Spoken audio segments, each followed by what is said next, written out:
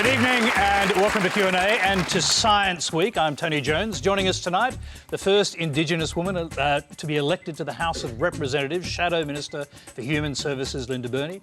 Particle physicist and broadcaster Brian Cox, whose latest documentary series unravels the fundamental forces of nature. Mathematician Lily Serna, who unlocks the puzzles on letters and numbers. The Minister for Industry, Innovation and Science, Greg Hunt. And One Nation Senator-elect Malcolm Roberts, who wants a royal commission into climate science. Please welcome our panel.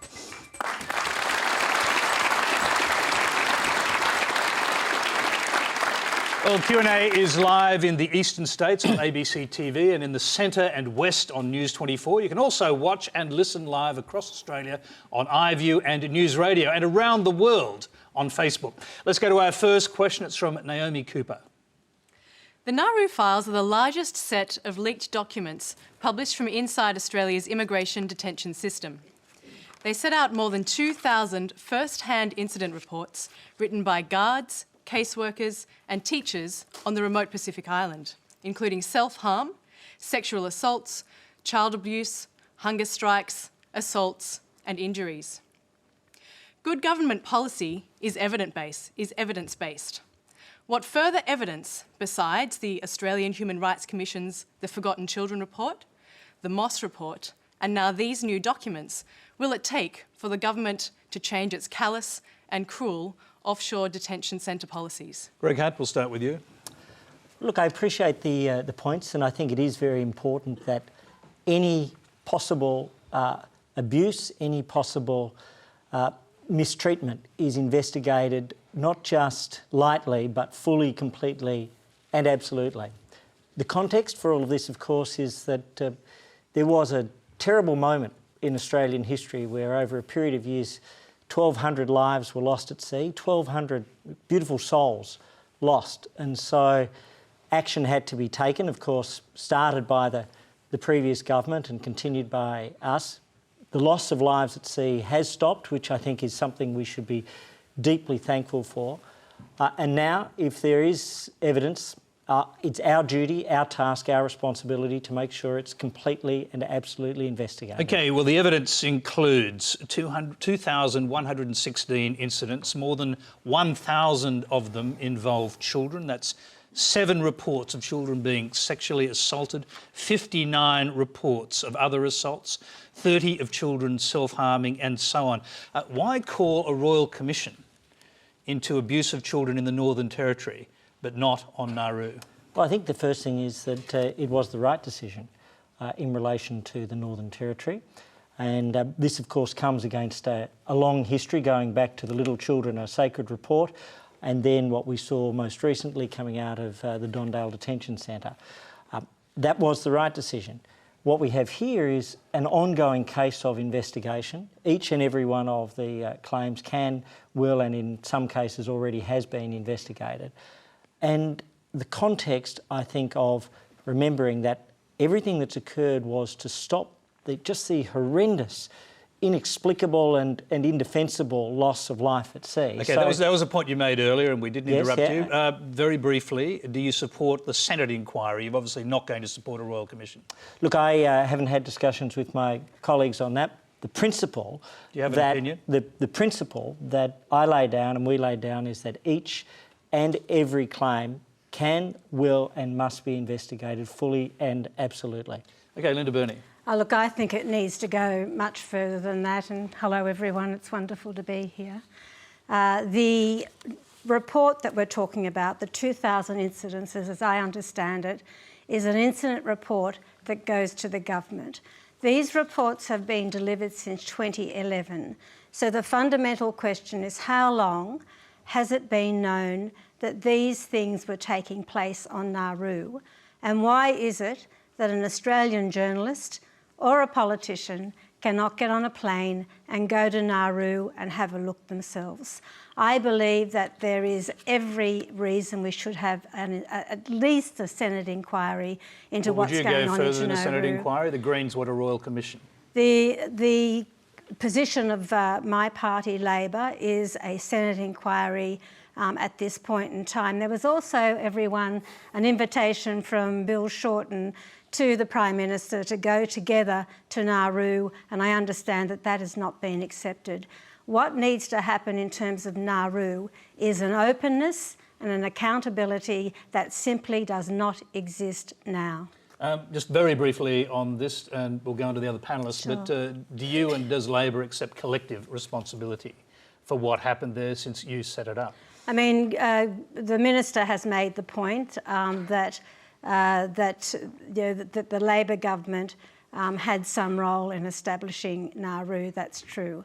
But let me be very clear, everyone. Some role, you established it. Well, that's true. But let me be very clear on this, is that what we're saying very, very much now is that there has to be openness. We're calling for a children's commissioner, a type of ombudsman, as well as the capacity for people to go to Nauru to actually see what's going on.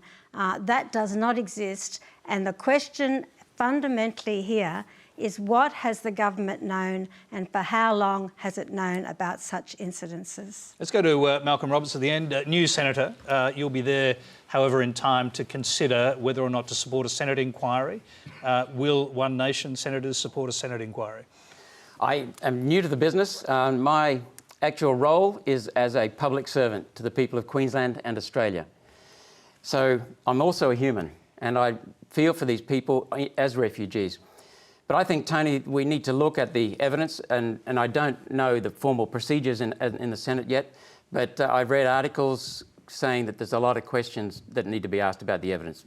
I just wonder whether or not we're being given the correct evidence. Well, Labor wants a Senate inquiry. The Greens will give them some of the numbers to do that. What will be required is for some of the crossbench senators, 5 I think, to support it. Will you support it? I don't know, because I need to look at the You've got an open mind, look have at you? the evidence. That's correct. We need to do what's right for the country and what's in the national interest. As I said, I think there's been a lot of exaggeration around this, reading some articles, and I question the figures, but on limited evidence. When you say exaggeration, what do you mean? I've talked to Pauline about this, and she has consulted with someone who used to be employed as a guard or a And the guard suggested that there are exaggerations? Yes. And Chris Kenny, who I happen to have quite a bit of regard for. I don't know if he's well regarded within the ABC, but I have a lot of regard for Chris Kenny. And he made the point that there is a lot of exaggeration and the situation is not being led to us properly. But surely part of the appalling discussion here is it's almost as if humanity doesn't exist. And the very fact that the government responsible minister actually questioned whether or not people were self-harming for reasons other than being desperate, and questioned whether or not the report and the incidences were true. I mean, as if people are going to go out and get themselves assaulted, children are going to go out and get themselves abused, and that should not be questioned by the minister. I think that was disgusting. All right, let's hear from the other panellists. Lily, you've asked a couple of questions there. Let's hear what you think. Well, I'm with you, Linda. I think above all else, we've got to remember, no matter what your political persuasion is, that these are people who have been through an incredibly traumatic experience. And not only are we putting them into indefinite detention, they're going through unspeakable abuse. And this is what we have to remember. These are humans. These are mums and dads and kids and their families. It's I think that in the political process, everyone seems to forget that. Well, I agree with you, but there is some evidence that quite a bit of that abuse is occurring from the families themselves. So we can't just blame the caretakers. But if there is a problem with the caretakers, then that needs to be addressed as a separate thing. But we need to find out where the abuse is coming from. And OK, sorry, go ahead. Yeah, we need to find out, and I think there's a lot of secrecy that's going on. There are no third-party people allowed to go there. Reporters aren't allowed to go there. How are we supposed to find out if there are no reports? I was going to interrupt you there to hear from Brian, because I'd just like to get your perspective as an outsider. How does this look to you? Well, I know very little about this particular story, but I would say that these problems are problems across the world. I mean, in Europe, we have a big problem with refugees moving out of Syria, moving out of those conflict zones. And they are problems that I think require global international solutions. I think what we're seeing everywhere, we've seen it in Britain as well, is that the nation states alone have difficulties dealing with problems such as this. And so that you've seen the tension in Europe. Britain voted to leave Europe partly on immigration issues and on so I think that the solutions are, I mean, you could broaden the more philosophical about it. I wonder, we're going to talk about other, we'll probably talk about climate, I suspect, later. These are global problems require global solutions. And I don't think, actually, that our institutions and based on nation states are capable of dealing with these 21st century problems. And you see it with refugee problems. OK, let's move on because there are a lot of questions in the audience. Brian, you've anticipated pretty much the next one. It's from Susie Wakefield. Hello. Recently on Insiders, Malcolm Roberts gave Barry Cassidy his business card and asked Barry to get back to him when he had proof and data that there is a human element in our increasing climate change. I was hoping the panel could perhaps guide Barry with some fact and just not opinion on the human element in climate change. I was going to start with Brian Cox, the scientist on the panel, and can you provide scientific data or evidence that might help Barry Cassidy convince Malcolm over here that human-induced climate change is a reality? Well, yes, and I could sit here and read out figures until I'm blue in the face. I mean, interestingly, it's getting more worrying if you look at the temperature measurements now. I mean, 2015 and 2016 in particular have seen a quite shocking acceleration in many of the measures, be it surface temperatures, ocean temperatures, etc. So the first few months I noticed of 2016 have above the average, the pre-industrial average, have been pushing 1.5 degrees. Now, you can't read too much into individual years. You have to be careful because you see these graphs and they're spiky, but there's a clear rise. And well, the latest data is actually suggesting that by 2024, 1.5 degree increase is on the cards now, well, which puts us very close to the critical 2%. And that's a prediction of the models. But actually, in the early months of 2016 have already shown that. So we don't know how 2016 is going to continue. But that is a worrying problem. Because what would happen if we reach 2%? Oh, there are some shocking predictions, actually, that you see where places in the Middle East, for example, that are already experiencing temperatures sometimes in excess of 50 degrees, I think, this year, become essentially uninhabitable for certain periods of time. So it exacerbates, sea level rise, etc. So what it does, it exacerbates some of the problems we're seeing. We just spoke about refugee problems. If you begin to get large shifts in climate very fast, then human populations have to respond. So how do you respond on very short timescales? One of the things you do is you move. So again, I emphasise it's the same answer as the answer to the last question, I think. This is now a clear global problem. The absolute consensus is that human action is leading to an increase in average temperatures. Absolute consensus. I know you may try to argue with that, but you can't. No, not in my way. But therefore, but the key point is, can we respond to it? Do we have the political institutions and the political will and the organisation globally to respond to this challenge? And that worries me immensely. I don't think we do at the moment. I'm going to go quickly to Malcolm Roberts. We want to hear from all the panellists on this. Sure. The longest temperature record for temperatures on this planet is a Central England temperature record, which goes back to the mid-1600s. And the latest in the 17th century, the latest warming cycle in the 17th century going into the 18th century was faster and greater than the latest warming, which finished in 1995. And Justin Bieber wasn't flying his private jet around in the 1600s. That's the first thing. The second thing was we've had a pause in this so-called warming for now 21 years. Depends how you measure it, 21 years. And I'm absolutely stunned that someone who is inspired by Richard Feynman, a fantastic scientist who believes in empirical evidence, is quoting a consensus. Can I just say, I brought the graph, right? I mean, can I just...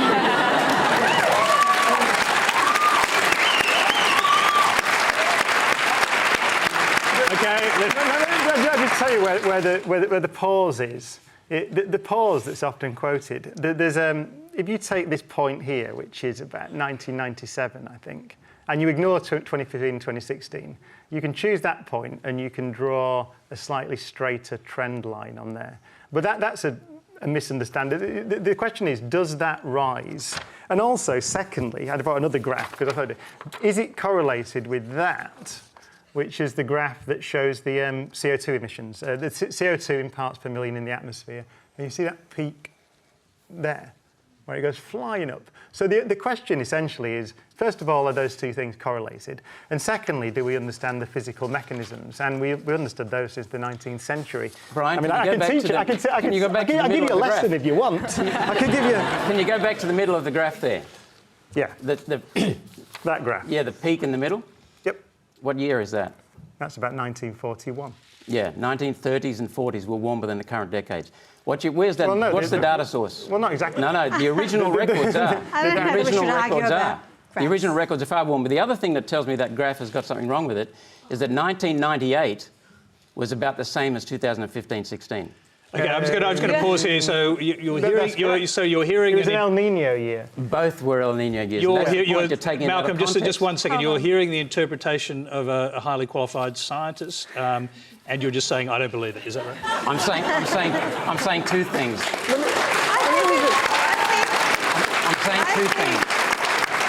I'm saying two things. First of all, that the data has been corrupted, and we know that the 1930s were warmer than today. Yeah. Corrupted? What do you mean corrupted? Been manipulated by who? By NASA. NASA? Yes. The people. Hang on a minute. No, so this is quite serious. No, I'm going to just ask the audience, just hang on. We've actually got to hear what's being said here. So it's all very well to laugh, but we want to hear what's being said. Steve Goddard, he has shown the NASA figures, and the graph was originally showing that 1930s were warmer than recent decades, and that is correct. And people have recognised that for many, many years. And in the recent years, they've been reversed so that the 1930s were reduced in temperature and the later periods were inflated in temperature. That's a fact. Now, the Bureau of Meteorology is exactly the same. And Greg Hunt squashed an investigation of the Bureau of Meteorology earlier this year. OK, all right, Greg Hunt. Can I just check one thing? NASA. Now, NASA. Yes. The people that landed men on the moon. I should just ask, actually, you believe we landed men on the moon? But, see the little trick there? No. It's questioning whether or not I believe that I'm a moon skeptic. Now, are you?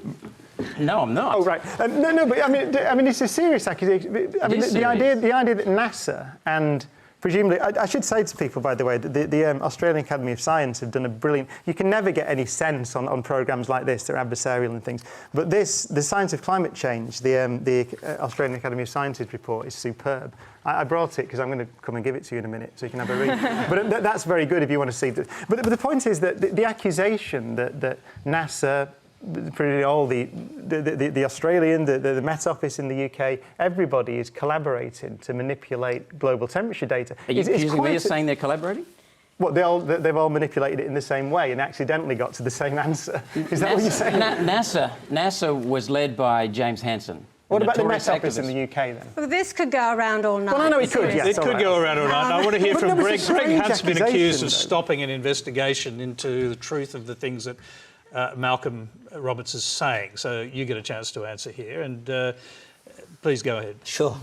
So, look, I think from my perspective, from the government's perspective, what we do is we take the advice of not just our agencies, but the international agencies as well. But in particular, the Bureau of Meteorology, the CSIRO, the Department of the Environment, Department of Industry, Department of Prime Minister and Cabinet, all have very similar views that you've had an increase in CO2 parts per million from about 280 to 400 parts per million from about 1750. You've had an increase of about 1 degree in global temperatures just over the last century.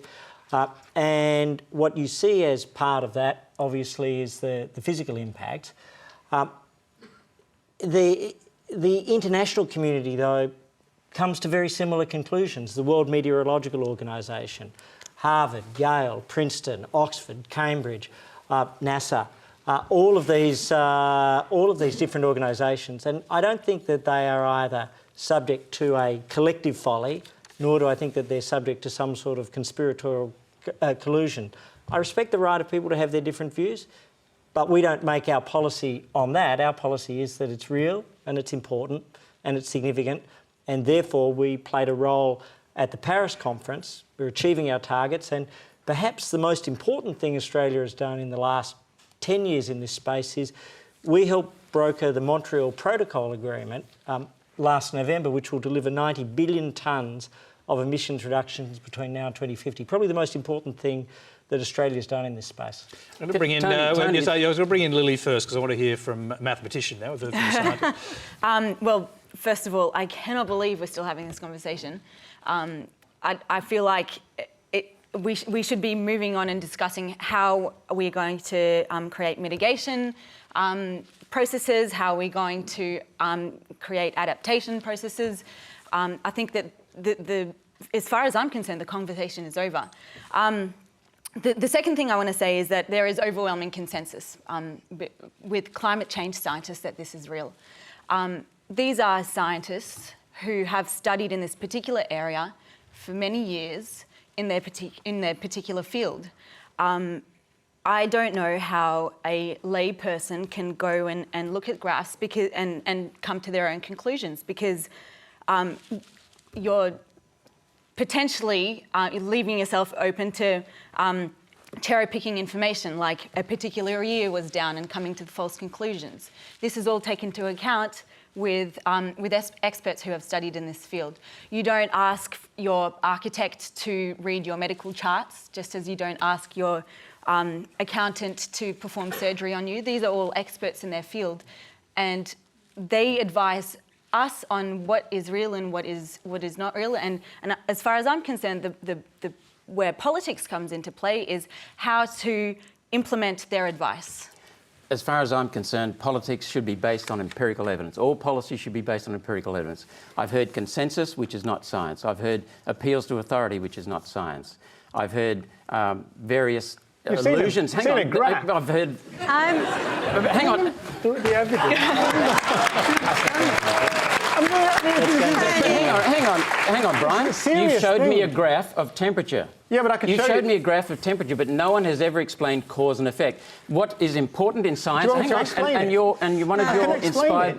of your inspirers is Richard Feynman. Richard Feynman says it doesn't matter how beautiful, how emotional your theory. If the evidence does not suit, it is wrong. That's what Richard Feynman says. And what we need is not just empirical evidence. Can I have 1 minute? We need empirical. Hang on. Yeah, we need empirical evidence that demonstrates and proves cause and effect.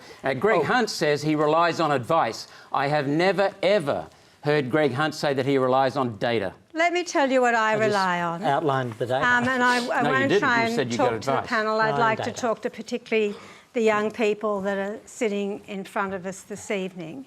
But what I see is I saw my friends go swimming at Maroubra Beach on last Sunday, and that shouldn't happen in August. I go to islands in the Pacific, and they are sinking. They are our neighbours and probably will end up to be environmental refugees to Australia. Thirdly, and we might get to it, the CSIRO cuts that the government has undertaken is just kind of nuts in relation to what's going on in terms of climate change. There are a number of sceptics that exist within the Australian Parliament, and we've heard some of that tonight.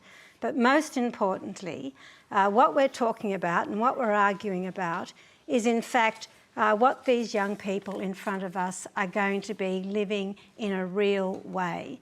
And that to me should be the absolute starting point for the work that should be done by governments and others, including everyone in this audience. We can all have a role in dealing with climate change, but surely the overwhelming thing for young people, and I've got a son and a daughter, is that we are inheriting this and how stressful that must be for a young person. Now, Brian, you asked for a minute, and you wanted to respond to a broader Malcolm point about how you would do science and this issue in general. So it's obviously a sensible, as you said, a very important question to ask. What will our climate be like? Which is essentially the probability of weather. What's it going to be like in 2050 and 2100 under different scenarios, given that we understand the physical mechanism for greenhouse warming, etc. I mean, you were right in one thing you said, which is that CO2 is essential for life. It is. The temperature on the surface of the Earth would be very low, below freezing, if it wasn't for the fact that we had a greenhouse effect. You see that on Venus as well. So we understand the physical mechanisms. But the point is, it's a legitimate question and a very important question to ask. What if we carry on emitting greenhouse gases at this rate, or an increased rate or a decreased rate, what do we think will be the impact on the climate in 50 years' time? We can only answer that question if we understand it now. So, yes. So the way you do that is you make measurements now of temperatures, sea levels, Arctic ice volume, etc., etc., etc. And then you try and model the climate in order to make a prediction about the future. Now, that's the only way that you can make a prediction about the future. There is no other way. So you can check the models. But Brian, the models have already been proven wrong, hopelessly wrong. Well, no. Yes, they have. You cross-check them into the past, for example, they do quite nicely. They have a large but actually shrinking error range on them. But the question is, if you don't do that, if you don't model, which is a central part of the scientific process, how do you go about answering the question, which, as you said, our young people here have a right to ask, which is, what will the world be like in 2050, in 2075, in 2100? If you don't model it, this is my question to you, if you don't model it, how can you go about trying to answer the question? The models that the IPCC uses are unvalidated and erroneous and have already been proven hopelessly wrong. And that's a fact. That wasn't my question. Hang on, That wasn't my question. How would you go about answering the question? You answer the question by making projections based on models, providing the models are validated and have been proven to be accurate. And the models have already been proven to be inaccurate, and the IPCC has recognised that and admitted it. Now, what we need to do is look at the empirical data, and the empirical data says quite categorically that the levels of carbon dioxide in the atmosphere are a result of temperature changes. No, that's flat out wrong. No, it's not. That's a deception. That's correct. It is flat out I've looked at the data that the Sorry, UN just hang on. He listened to you, and now you have to listen to him. It is wrong.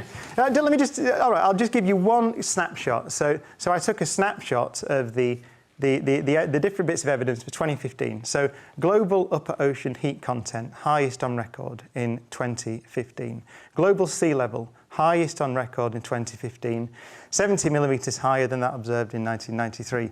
Global surface temperature, highest on record. El Nino, something like a 10 to 40% contribution to that. And tropical cyclones, well above average overall. As you said, even the anecdotal data. I actually had a wonderful. I was going to comment on a story then, but I won't do because it'll take too long.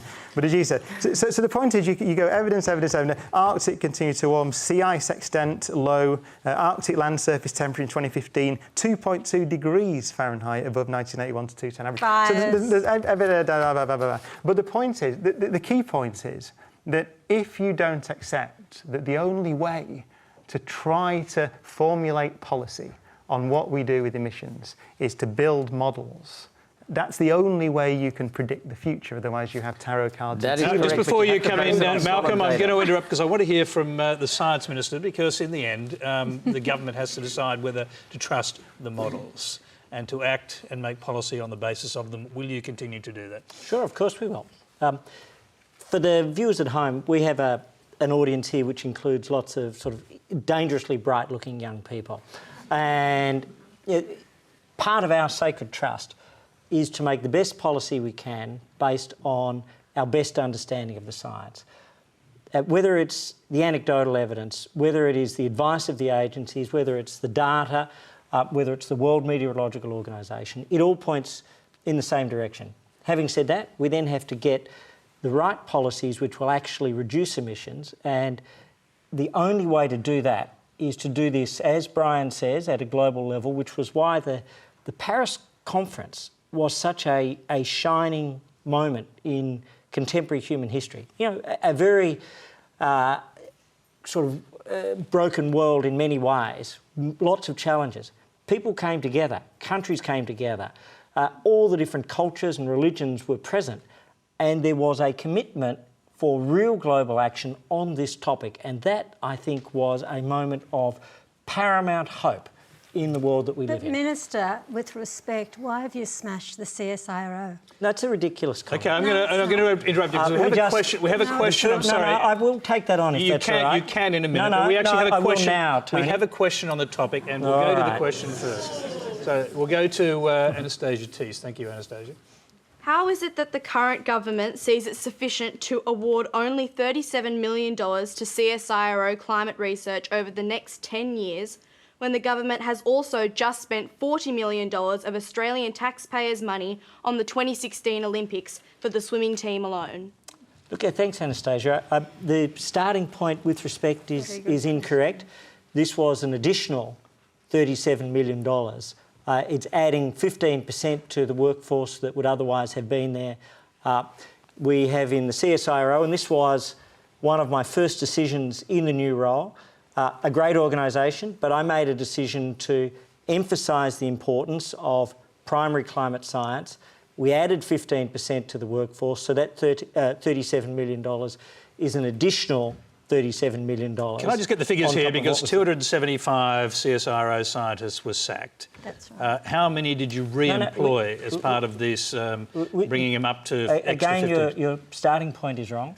What's happening is that CSIRO staff numbers are increasing by well over 200 over the next 3 years. So how many climate scientists in the initial tranche of job losses lost their jobs? There was, I think we just have to make a very important point. CSIRO revenue is increasing by 115 million over the next 3 years. But CSIRO staff you saw are it increasing by necessary over 200. to re-employ climate scientists because climate scientists have been sacked and that climate science has been taken off the CSIRO's agenda. No, it hadn't been taken off. It had been given less emphasis, and I made a decision in consultation with the Prime Minister that on our watch, in our time, it was going to be given priority. And I take full responsibility for that decision. I understand Malcolm might disagree. I respect his views, and I think it is important. Hang on, Greg. If you respected my views, you'd actually reply to them. I respect but disagree. And then with data, mate. Then the next thing, though, is we've added $37 million. We've added 15% to the workforce. And we're putting out a new statement of expectations for CSIRO. So very briefly, can you just give us the numbers? How many were sacked, climate scientists, and how many did you re-employ? Well, on my watch, we're adding 15% to the workforce. And not on your watch, how many did you lose? I'll let others go over the history of that. Oh, so you're not sure? No, I'll just... your starting point about the overall numbers was incorrect. Overall numbers are increasing by more than 200. And I think that that's an extremely important thing. Well, great commitment to what I want to be the world's premier scientific research organisation. All right. Now, to some degree, the Minister was responding to what you just said, Linda Burney, so you can get a right of reply here, but briefly. Lily is the mathematician with us, and the maths just don't add up to me. There was $115 million taken out of the CSIRO before your watch, and I congratulate you for putting the emphasis back on climate change. 1,300 jobs gone out of the CSIRO, but in the last financial year, 296 jobs gone, 61 climate scientists being put back in, as I understand it. Now that, to me, doesn't add up. One of the things that's just so wonderful, everyone, about the CSIRO, as you know, it is an international organisation with enormous respect. And it just seems to me that the gutting of it prior to Minister Hunt coming on board is something that was well documented. And trying to put it back now is going to be a very difficult exercise to catch up, because we know that many of those scientists that lost their jobs, climate change scientists, have actually sought work overseas and in other places. So how you rebuild it is just crucial, and let's hope it can be done. All right, brief reply to the Minister. we're creating a National Climate Science Centre based out of Hobart. It'll work with the Bureau of Meteorology, it will work with the Antarctic Research Centre, it will work with the Cooperative Research Centre on the Antarctic. The chief scientist, Alan Finkel, and I worked on putting this together. It becomes actually a hub and a magnet for some of the world's best scientists. And in fact, we're putting more than $2 billion into Antarctic research with a new icebreaker, which itself will attract scientists from all around the world. So my vision is that the CSIRO, which is growing, not shrinking, growing, not shrinking, will be the world's premier research organisation. And I think we have the people to do it. I have that belief. Just a very quick final response here from Malcolm Roberts. Now, were you in government, if you had the power to do it, would you just sack all the climate scientists? I would want to see the empirical data that they have provided. They have not provided empirical data that proves cause and effect of human carbon dioxide. Greg, what I understand is that, from the reports in the newspaper, admittedly, is that the CSIRO needs to beef up its decadal research. Now, if we need to beef up the decadal research 10 to 20 years in advance, because we don't understand it, how can we possibly predict what is happening 100 years in advance? Malcolm, this is complete nonsense. go to Tuvalu and ask the people there. Linda, the satellites show that our Pacific Islands are growing in size. OK, I'm going to... Sorry, I have to bring Brian back in again. There's only one last thing. The Australian sea levels in the last 20 years have moved up at an average of 0.3 of a millimetre per annum. That equates to about 30 millimetres in a century. That is entirely natural and normal. OK, there is all right, no doubt final word to Brian the final word is that I would encourage everyone watching it, because it's very difficult in these situations because there are many numbers bandied about and people end up shouting at each other. But I would recommend that you go and look at some of the trusted sources on the web, and NASA is one of them, but you'll find it on the Australian government websites as well. And you find out for yourself, you have a look, there's some beautifully presented reviews of the data and the modelling. And the other thing I agree with you on is that, obviously, the surest thing to do is to do an experiment. You are right. And we are doing that experiment. I haven't said and we do an could experiment. continue to do it. So we could continue to say, let us continue to increase the CO2 levels in the atmosphere and see what happens. The problem with that experiment is that as we understand the climate today, you get to a point, and we're not too far off, where it gets very difficult to reverse the effects on century-long timescales, especially because we don't fully understand the way that the Arctic ice and the Antarctic ice and how fast they will melt. There are problems there in the models. And so we don't understand how fast that climate can shift and change. In response to what is, the last thing I'd say, it's a very rapid pulse increase in CO2, and that's the challenge. So you would be right again to say that the climate varies over long timescales. But as far as we know, we've not tested the Earth's climate with such a rapid pulse increase in greenhouse gases. And that's the problem that the scientists are asked to help the politicians form policy around. It's that problem. And that's a final thing I would say. The scientists don't form policy, and rightly so. We live in democracies. Politicians form policy. The scientists are asked a question, which is model this as best you can and give us give us advice as best you can.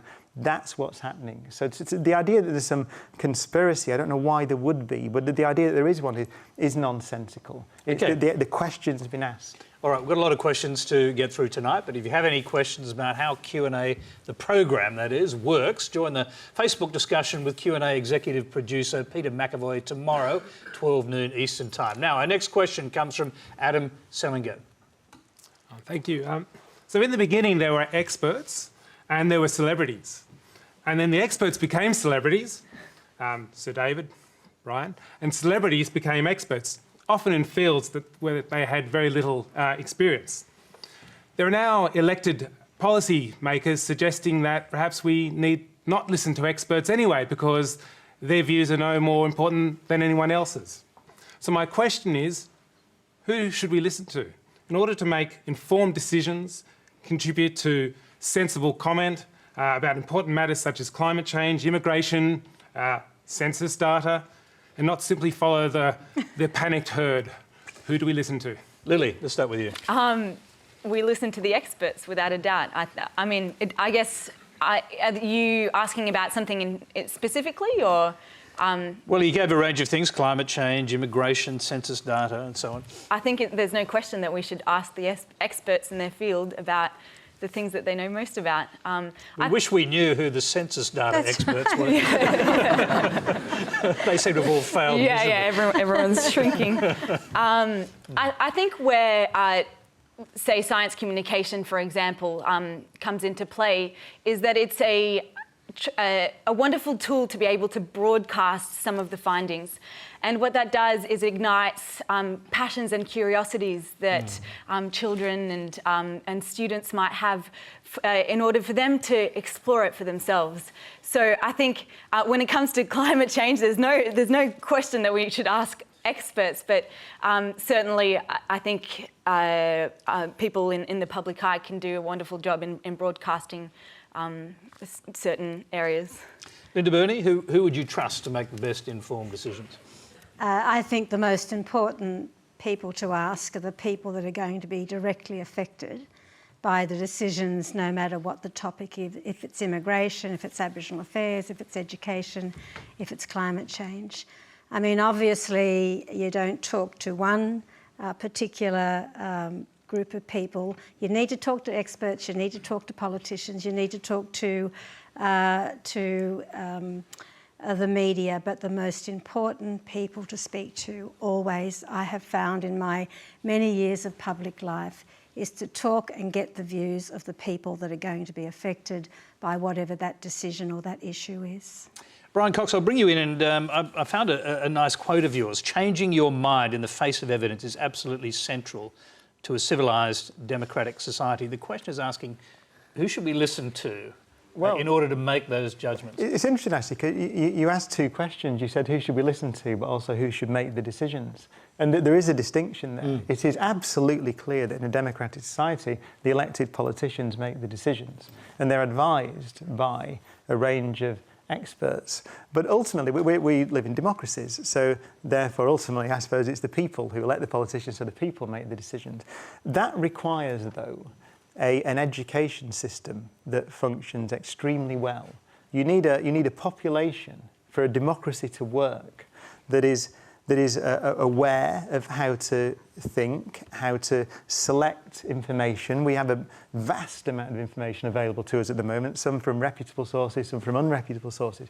So those skills to allow your population to look at the information that's out there, to be able to come to a reasoned conclusion, or at least to, I mean, you can't do that on every issue, of course, because you have other things to do as a citizen, but to be able to get a sense of where the expertise lies, where the considered views are. And what if that highly educated population votes for Donald Trump, for example? Well, I mean, we are seeing this, though. I mean, we've seen it to some extent in Britain, and we've seen it in America as well. Those are reactions. We need to understand what those are reactions to. I mean, I would say that they're different in every country. There's probably commonality there, which is that in Britain, with the Brexit vote and with Trump, you're seeing the fact that globalisation, which is partly good and partly bad, has certainly in Britain has benefited some people hugely and other people not at all, and actually reduced their standard of living. So these are political questions. But ultimately, I think it comes down to the fact that in a democracy, your population, education is probably, along with health and defence, the prime responsibility of a government, because a democracy will not function if you don't have citizens who are able to make the decisions. But there are so many countries that aren't democracies. Well, yes. But I like democracy. I want to protect it. Well, of course you do, but that's not how the whole world is. Oh, no, absolutely. And there are different models, as you say. Yes. China's a different model. But also, Brian, you're assuming that our governance is successful. And I brought along a book here by Richard Court, who was the Premier of Western Australia. It's Rebuilding the Federation. And he documents the destruction of our federation, our constitution in this country. I don't think people are going to be able to read that on the television. They could freeze the frame and blow it up. It's only 40 pages, but... Malcolm, when you get to the Parliament, you're not allowed to use props. That's okay, but I will be using facts. Now, what we've got is an education system, particularly at our universities, that are teaching people what to think, not how to think. So who do we listen to? In answer to your question, we listen to the people who provide the empirical evidence that highlights cause and effect. It doesn't matter what situation it is, policy should be built on cause and effect. And we have got to get a proper governance back in this country so that we can get a proper education system and return to the basics. So you're happy to listen to them provided they're not 97% of scientists, for example? But the 97% consensus has been debunked and found to be a 0.3% consensus, and that, by the way, includes no one who has ever provided the empirical evidence that human production of carbon dioxide affects our climate. Okay, all right. So I don't mean to get back there. 0.03%. No, I said 0.3. My mistake. My mistake. 0.3% of climate science agree. 0.3. 0.3. Greg Hunt, the question was an interesting one. Yeah, it was. I'll go to the original question if that's right. I think it was a great question, and just to remind us, it was about who do you listen to and how do you make decisions. It actually goes right to the heart of the whole democratic process and construct. And if it's just the elected representatives, and there are three of us at this table, then that is a very hollow system. It's not quite demagoguery because we're elected, but it's a disconnected system. If it's just the massed voices of those who argue the loudest, that's populism.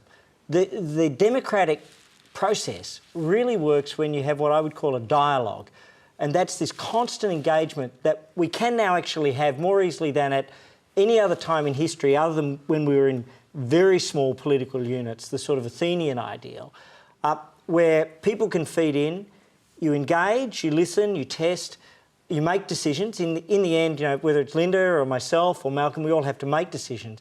But this constant dialogue of discovering what people need at community levels, of testing policy models, and then of making decisions and then getting feedback, that is actually a great moment in the evolution of democracy. Imperfect, but a very important moment in history. Made perfect by public servants. And the ABC. Of course. Let's go to the next question. It's from Katie Liang. Tony, I would like to hear what Linda thinks about this. So Senator Roberts is pushing for the repeal of Section 18C of the Racial Discrimination Act to advocate for unfettered free speech. However, speech is already quite liberal in Australia. So there is a recent very controversial cartoon by Bill Leake, and despite its unfavourable portrayal of Indigenous fathers, it did open debates about the neglect of vulnerable children, and it also actually spawned a social media movement where Indigenous parents and children posted pictures documenting how their fathers have inspired them. So do you think that the benefits from this open debate outweigh the racist sentiments? And do you think this calls for a case for unfettered speech? So I didn't mean to interrupt you there, Katie. Linda Burney, let's start with you. Thanks, Katie. There's a lot of questions in what you've just asked, and I think I might go backwards or start from the last point you made. The cartoon by Bill Leake, you're correct. It did, unleash a wonderful social media campaign. I don't know if everyone saw it, but with this beautiful photographs of Aboriginal dads with their children. But I refuse to give Bill Leake the credit for that. The cartoon that Bill Leake put forward reminded me of the 60s. It reminded me when I was a little girl, there used to be this cartoonist called Jolliffe. I think it used to be in the Post or the Pix or something like that. And the way Aboriginal people were depicted in the 60s and the way Aboriginal people were depicted in the Leake cartoon were stereotypical and ugly. Yes, there is no denying that there is very real social issues when it comes to Aboriginal children in many Aboriginal communities. Everyone knows that. In relation to 18C, I don't think that that has a chance of getting through. The Prime Minister has been very clear in his statements that he will not entertain 18C being put back on the agenda, as has my party through Bill Shorten. What concerns me, and I'm sorry to get political, is that there are certain people within the government that are very much pushing, along with some crossbenchers, that we should be allowing 18C or parts of 18C to be removed to allow hate speech in this country. Now, I was just outraged when I heard the position put forward, I'm not quite sure by which politician, that you're only offended by hate speech, by racist speech, if you allow yourself to be offended. Well, as an Aboriginal person, I can assure you that that sort of speech is hurtful and it's ridiculous, absolutely ridiculous to say, oh, well, you only can be offended if you're allowed to be offended. This country is an amazing country made up of diversity from every part of the world, and we cannot allow us to go backwards in terms of those sorts of attitudes, and certainly my party will not be entertaining any changes to 18C. Can I, just very briefly, are you equating Bill Leake's cartoon on that instance with hate speech? I'm equating I'm saying Bill Leake's cartoon was stereotypical in its presentation. I'm saying that would you want it censored? I don't believe there is a need for that sort of depiction and that sort of stereotypical depiction of Aboriginal people in the media. That cartoon really upset me. It made me feel quite ill in its you know, going off the back of those shocking images that we all saw at Dondale and the sort of reaction that got, and then for Bill Leake to put that cartoon up as some way as a response to that, depicting an Aboriginal man holding a beer can and saying he didn't know whether that was his child or not is not acceptable. Okay, Malcolm Roberts. The situation in regard to the Bill Leake cartoon, I'm a public servant, however, I'm also a parent. And when I saw that cartoon, my instant response was feeling for parents all around the world and feeling for children in abused relationships. The second thought that came to me, the second feeling, was admiration for Bill Leake having the courage to delve into a topic that's controversial. And the third thing that came to me was exactly what Linda's been working with, the plight of the Indigenous. And we're dancing around it and we're not addressing it. But something else that is really important for me, and that is that this kind of legislation, this kind of curbing of free speech leads to this. This is one of my constituents in Queensland. He says one LGBT activist in New South Wales has lodged at least 28 complaints against me because he disagrees with my views on marriage and morality, including one complaint that I have incited hatred by linking to an Andrew Bolt article on Facebook. I have moved my family after this activist offered to release my address to Islamic organisations. He also conspired with others to lodge complaints in order to seize my house. This abuse occurs because the New South Wales Anti-Discrimination Board fails to investigate complaints.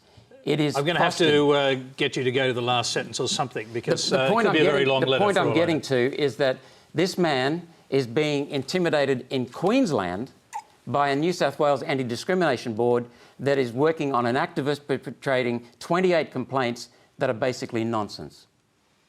Okay, Lily, I want to hear you on this question, if I can. Well, I think I saw the cartoon and I think that it was highly insensitive, and if I was an Aboriginal person, I would have been offended. I think the issue is that it's perpetuating a stereotype, which I think is never useful, whether it be a stereotype of an Aboriginal person or a female in maths or whatever it is. I don't think it adds to the conversation. I know, Katie, you said that your question was it a good thing that it kind of ignited a conversation? I think that there are different kinds of conversations, and there are constructive conversations and destructive conversations, and I don't necessarily think that this was a constructive conversation. But I agree with you in that it did bring about a wonderful social media campaign that it was wonderful to see so many wonderful dads out there. And finally, I think the other problem with this is that it paints every Aboriginal dad with the same brush, and I think that's not fair, because there are good and bad dads in every culture and every race. Very quickly go back to our questioner, Katie, a brief answer. What was your initial response to the cartoon? My initial response is that I did find it quite insensitive, and I thought Linda would think so too, so that's why I was trying to ask a question from the opposite perspective, which was Bill Lake's own defence on this cartoon. OK, I'm going to bring Greg Hunt in now. Look, did I like it? No. Would I ban it? No.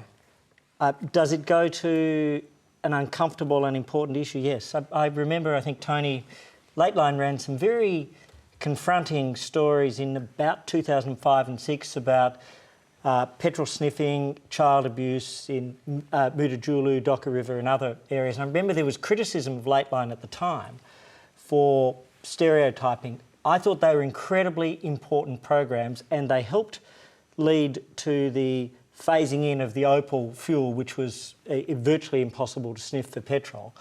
And bizarrely, some of those same criticisms from a slightly different perspective were levelled against your program a decade ago. I thought your program served a very positive role, albeit in controversial circumstances. But did I like it? No. You didn't like the program, or you didn't like the cartoon? I was confronted by the program. Right, okay. I didn't like the cartoon. I don't really understand, Greg, how you can say, you know, did it go to an important issue? I mean, the issue was the abuse at that detention centre. And I'm not sure what that cartoon added to that discussion.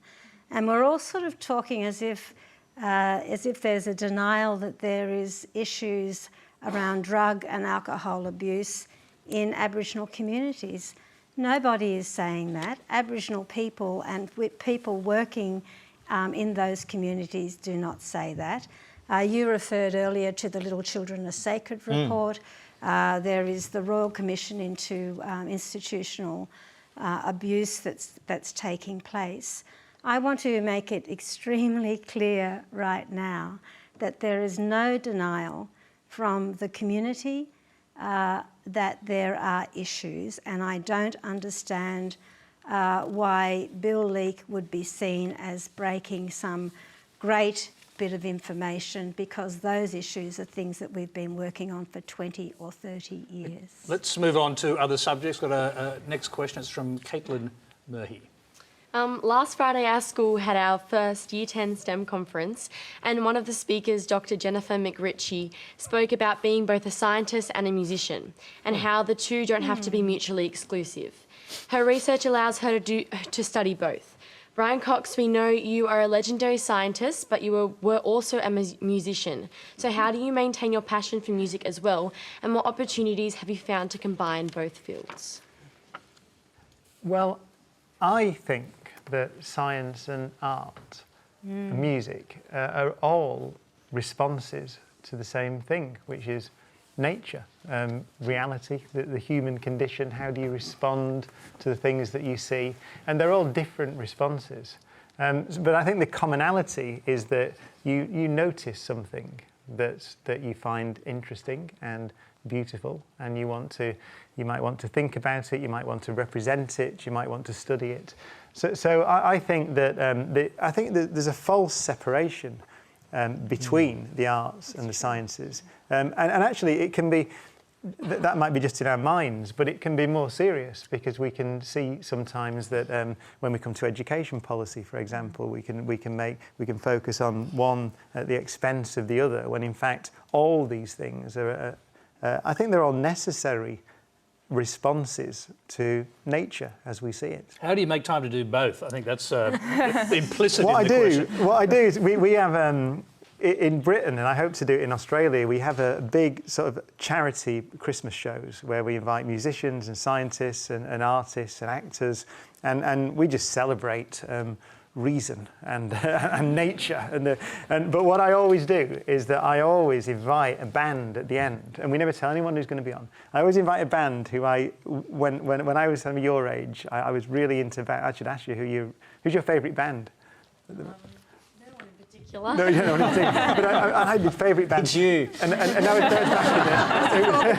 was back in the 1980s. Well, it was back in the 1980s, and I always invite a band I want to play with, and I say to them, you can come and I want you to play at our charity show, but I want to play a song with you. And as you said, actually, The Cure we invited 2 years ago because I wanted to play with The Cure. We had New Order last year. Is it your chance to ask him to come and play at your ski buggy? Well, I'll be back in November, so maybe we could do that. I'll come and play along and sing about physics. Aren't these really opportunities for the human mind to explore and to celebrate? Because the wonderful thing about humans is that I believe we are the ultimate resource on this planet. All other resources are made by us, defined by us. And so it's the creativity in humans and the initiative in humans and the love in humans that encourages us to explore and to understand and to really care about others. I believe most humans really care about each other. And music, science are wonderful paths to explore that. Do you know that 97% of the people in this room agree with what you just said? Give me your real data. Give me your empirical data. Well, I think you said it. That is the empirical data. Greg Hunt, you just gave away your environment portfolio to Josh Frydenberg, but he managed to combine it with energy. So is it time now to combine science and arts? Well, actually, it's funny you say that. As the question was asked, you reminded me of my father. My father was a great rationalist, but he loved nature and art, and when he passed away about 3 years ago, there was a poem that was sent to me. I think it was, "Nature I loved most of all, and next to nature, art. I warmed my hands at the fire of life. It sinks and I am ready to depart." And it was from somebody I didn't know, but who knew my father. And it just defined that yin and yang of art and science and nature together. So, we've got time for one last... a strong emotion, thank you. No, that was a good moment, actually, so we don't often get them. Politician being absolutely genuine. We've got time for one last question. It comes I think that was a compliment. Excuse me. I'm so sorry, it was meant to be a compliment. Sorry, you were very genuine as well. I'm so sorry. I've got one last question. It comes from Madeline Eunice. In my Year 11 physics class, we were talking about the possible picture of time in which everything is happening at the same time. In other words, it sounds like the answer to the question, which came first, the chicken or the egg? They will both be there and they will always be there. Could you please explain this concept further? This is for Brian. You've got about a minute and a half, Brian, to explain the time-space continuum. Time is one of the great questions in physics, and we have different models of what time is that apply in different circumstances. So Einstein gave us a picture of space-time, which is our best theory of gravity, the framework for cosmology, which is the way we understand the origin and evolution of the universe, and time is essentially a dimension in that theory. It's not like that in our other theories, so-called quantum theories. And then there are the theories of thermodynamics, where you essentially say that there's an arrow of time. So essentially, I had a song called Things Can Only Get Better, which is wrong in absolutely every way. It should never have been made and phrased like that. Things can only get worse because things get more disordered as time goes along. And that's another definition, the so-called thermodynamic arrow of time. So it's one of the great questions. And actually, going back to what you said about the origin of time, whether the universe had an origin at all, whether the Big Bang was an event in some previously existing universe, we're beginning to speculate, and we have empirical evidence that suggests that there was something. Does it show cause and effect? I'll be quiet. That won't stop me, Linda. It's a very interesting question, as we discussed before the show, actually. When you talk about the origin of the universe, how do you talk? If there was a beginning of time, how do you talk about a cause? And these are central questions in cosmology that I hope your generation will help us solve, because my generation have not yet solved it. So to go to one of the points in Madeline's question, I saw one of your recent shows and you laid out a series of photographs of different parts of your life, and you seem to suggest that all of those moments in your life could still exist somewhere. Are we talking about a multiverse? No, it's very briefly, I suppose. We've got 30 seconds now. Einstein's picture of time, space-time, is that you can picture it like this table. And events in our lives just have our places in space-time. They have coordinates, a position in time, a position in space. And you picture your life as what we call a world line through that sheet. But that does imply, because in relativity, there's no definition of what now means. It's different for different observers. So it does imply that it's called a block universe, that the past is there and the future is there. And in just the same way that I came from Canberra this morning, Canberra didn't cease to exist when I left it. It's still there, I presume. It's not a patch on what it was when you were there. And so Einstein's picture of the universe is like that. Now that suggests that maybe the future is there, and you go into it, and does that mean you don't have free will and other? So people think about that, but that our model of space-time and gravity, according to Einstein, is that. It's probably not complete. It's one of the great. Actually, the last thing I would say is that Richard Feynman defined science as a satisfactory philosophy of ignorance, which means that you presume that you don't know, and you test, and you try, and you're always you understand your own fallibility. And so our models of time are probably just that. They're just models. And whether they're absolute and correspond to what time really is, we don't know. All right, there is one thing I can say for sure, and it's that even though this program will go on forever and ever in the multiverse, in this particular corner of the universe, we really are out of time. Please thank our panel, Linda Burney, Brian Cox, Lily Serna, Greg Hunt and Malcolm Roberts. Well done. Thank you. Now, next week, Q&A will be in Melbourne with the Minister for Communications, Mitch Fifield, the Shadow Minister for Health, Catherine King, the British editor of Spiked Online, Brendan O'Neill, comedian, writer, actor and law graduate, Corinne Grant. Till then, good night.